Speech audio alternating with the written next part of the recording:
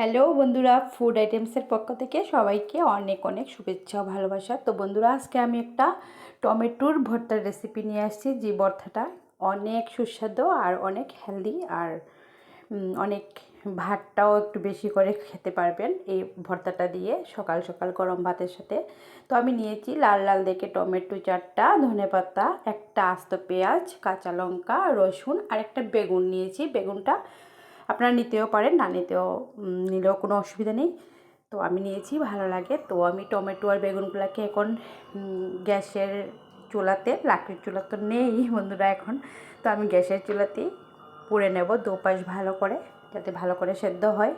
এমনভাবে করে সামনে থেকে এই যে আমি বসিয়ে দিলাম গ্যাসের টমেটো আর বেগুন। তো এক পাশ পোড়া হয়ে গেলে তো আমি আবার ওপাশ করে উল্টিয়ে দেব। তো এভাবে দেখুন বন্ধুরা, ওপাশটা হয়ে গেছে, ওপরে উল্টিয়ে দিয়েছি। আর সব দিক থেকে একটু সরিয়ে সরিয়ে দিচ্ছি, যেখানে একটু তাপটা বেশি লাগে সরিয়ে।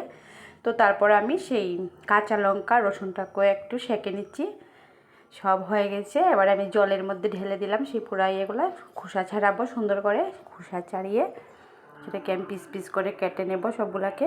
এবারে নিয়েছি পেঁয়াজ কুচি, খোসা ছাড়িয়ে রসুন, সেই সেঁকা রসুনটা, আর টমেটো খোসা ছাড়িয়ে নিয়েছি, বেগুন, ধনেপাতা কেটে নিয়েছি, কাঁচা লঙ্কা সেঁকা, সব একসাথে এক এক করে আমি মিলিয়ে নেব। কাঁচা পেঁয়াজের সাথে আমি বেগুনটা ঢেলে দিচ্ছি। ভর্তা যাকে বলে আর কি বন্ধুরা, ভর্তা তো হাত দিয়ে মেখে খেতে হয়, না হলে তো ভর্তার টেস্টটাই আসে না। সত্যি কথা বলতে, যত আমরা স্টাইলিস্ট হই না কেন, হাত দিয়ে মাখার একটা, হাতটাকে ভালো করে ধুয়ে নিয়েছি কিন্তু বন্ধুরা। তো এবারে আমি টমেটো সেই পোড়া, যেটা টমেটোটাকে পিস পিস করে নিয়েছি, বেগুনটাকে নিয়েছি, সরষের তেল, ধনেপাতা, কাঁচা লঙ্কা, স্বাদ মতো নুন সব দিয়ে দিলাম।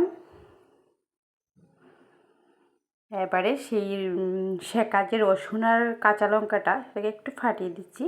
তো ওটা থেকে ঝাল বেরোবে, স্যান্ড বেরোবে, রসুনেরও একটা ফ্লেভার আছে, সেটা বেরোবে। আর ঝালটা আমি একটু কম খাই, তাই মরিচটা একটু কম দিয়েছি। আপনারা যদি বেশি খেতে ভালোবাসেন তো বেশি দিয়ে দেবেন। দেখুন, সেই থেতলানো কাঁচা লঙ্কা রসুনটাও মিলে নিলাম, আর মেখে নিয়ে সেই ভর্তা রেডি আমার। এবার আমি গরম ভাতের সাথে একদম ফটাফট অনেকগুলো ভাত খেয়ে নেব সকাল সকাল। দারুণ, একদম ভালো লাগবে, কোনো তেল মশলা কিছু নেই ওটার মধ্যে। একদম একটা ভালো, সুন্দর আর ভালো হেলদি ফুড।